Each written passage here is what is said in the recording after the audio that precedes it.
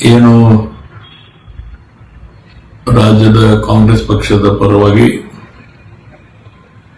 ನಮ್ಮ ಅಖಿಲ ಭಾರತ ಕಾಂಗ್ರೆಸ್ ಕಮಿಟಿಯವರು ತೆಗೆದುಕೊಂಡಂತ ನಿರ್ಣಯಕ್ಕೆ ನಮ್ಮ ನೆಚ್ಚಿನ ಮುಖ್ಯಮಂತ್ರಿಗಳಾದಂಥ ಸನ್ಮಾನ್ಯ ಸಿದ್ದರಾಮಯ್ಯನವರು ಬಹಳ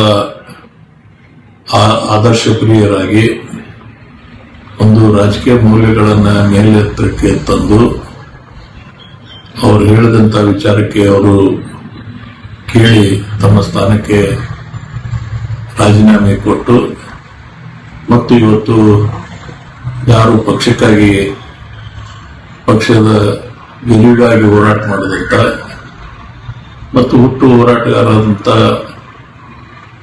ಸನ್ಮಾನ್ಯ ಡಿ ಕೆ ಶಿವಕುಮಾರ್ ಅವರನ್ನ ನೂತನ ಮುಖ್ಯಮಂತ್ರಿಗಳಾಗಿ ಇವತ್ತು ಮಾಡಲಿಕ್ಕೆ ಸಾಧ್ಯ ಆಗಿದೆ. ಇಂತಹ ಸಂದರ್ಭದಲ್ಲಿ ಈಗಾಗಲೇ ನಾವು ಸುಮಾರು 30-35 ಶಾಸಕರು, ಎಲ್ಲ ಹಿರಿಯ ಶಾಸಕರು, ಯಾರು 3 ಬೇರೆ 4 ಬೇರೆ 5 ಬೇರೆ ಆಯ್ಕೆಯಾದಂತ ಶಾಸಕರಿಗಾಗಲೇ ದಿಲ್ಲಿಗೆ ಮತ್ತು ಬೆಂಗಳೂರಿನಲ್ಲಿ ಕೂಡ ಶರಣೀಯ ಸಭೆಗಳನ್ನು ಮಾಡಿ ನಮ್ಮೆಲ್ಲರಿಗೆ ಅವರವರ ವಿಚಾರದಲ್ಲಿ ಅವರಿಗೆ ಎಲ್ಲ ಅವಕಾಶಗಳನ್ನ ಕೊಡಬೇಕು ಅನ್ನೋ ವಿಚಾರವನ್ನ ನಾವು ಈಗಾಗಲೇ ನಮ್ಮ ಹೈಕಮಾಂಡಕ್ಕೆ ಕೂಡ ಒತ್ತಾಯ ಮಾಡಿದ್ದೇವೆ. ಈ ಸಂದರ್ಭದಲ್ಲಿ ನಾನು ವೈಯಕ್ತಿಕ ನಂದು ಹೇಳಬೇಕಾದ್ರೆ ನಾನು ಒಬ್ಬ ಪ್ರಬಲ ಆಕಾಂಕ್ಷಿ. ಈಗಾಗಲೇ ಸುಮಾರು 89ರಿಂದ ನಾನು ಪ್ರತಿಯೊಂದು ಚುನಾವಣೆಯಲ್ಲಿ ಕಾಂಗ್ರೆಸ್ ಪಕ್ಷದ ಅಭ್ಯರ್ಥಿಯಾಗಿ ಇಲ್ಲಿವರೆಗೆ ಸ್ಪರ್ಧೆ ಮಾಡ್ಕೊಂತ ಬಂದಿದ್ದೇನೆ. 4 ಬಾರಿ ಹೆಚ್ಚಿನ ಮತಗಳನ್ನು ಪಡೆದು ಗೆದ್ದಿದ್ದೇನೆ.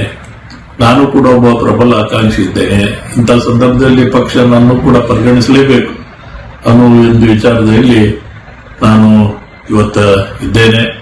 ಅದಕ್ಕಂತ ಸಂದರ್ಭದಲ್ಲಿ ಈಗ ನಾನು ಒಂದು ವಿಚಾರ ಇವತ್ತು ನಿಮ್ಗೆಲ್ಲ ಸ್ಪಷ್ಟಪಡಿಸ್ಬೇಕಂದ್ರೆ, ಏನು ಇವತ್ತ ಸನ್ಮಾನ್ಯ ಸಿದ್ದರಾಮಯ್ಯನವರಂತ ಒಬ್ಬ ಹಿರಿಯ ನಾಯಕರು ಇವತ್ತು 8 ವರ್ಷ ಈ ರಾಜ್ಯದ ಮುಖ್ಯಮಂತ್ರಿಯಾಗಿ ಸೇವೆ ಮಾಡಿದವರು, ಒಬ್ಬ ಕಳಂಕರಹಿತ ನಾಯಕನಾಗಿ ಇವತ್ತೇನವರು ಸೇವೆ ಮಾಡಿದ್ದಾರೆ.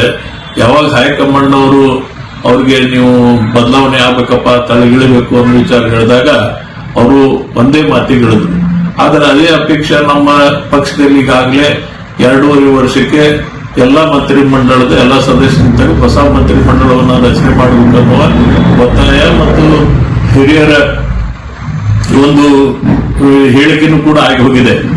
ಅದಕ್ಕಾಗಿ ಇವತ್ತು ನಾವೇನಂತೀವಿ ಅಂದ್ರೆ, ಯಾವಾಗ ಸನ್ಮಾನ್ಯ ಸಿದ್ದರಾಮಯ್ಯನವರಂತ ಹಿರಿಯ ಒಬ್ಬ ರಾಜಕಾರಣಿಗೆ ಆ ರೀತಿ ನೀವೆಲ್ಲ ಅವ್ರಿಗೆ ತೆಗೆಯುವಂತ ಒಂದು ವ್ಯವಸ್ಥೆಯಲ್ಲಿ ಮಾಡಿದಾಗ ಈ ಇರ್ತಕ್ಕಂತ ಹಿರಿಯ ಮಂತ್ರಿಗಳ ನೀವೆಲ್ಲ ಬದಲಾವಣೆ ಮಾಡಿ ಹೊಸಬರಿಗೆ ಯಾರ್ಯಾರಿಗೆ ಅರ್ಹತೆ ಇದೆ, ಯಾರ್ಯಾರಿಗೆ ಅವಕಾಶ ಇದೆ ಅವರಿಗೆ ಅವಕಾಶ ಮಾಡಿಕೊಡ್ತಕ್ಕಂಥ ಒಂದು ವ್ಯವಸ್ಥೆ ಆಗ್ಬೇಕಾಗತ್ತನ್ನೋ ಮಾತು ನಾನು ಇವತ್ತು ಈ ಸಂದರ್ಭದಲ್ಲಿ ಹೇಳಲಿಕ್ಕೆ ಇಷ್ಟಪಡ್ತಾ ಇದ್ದೀನಿ.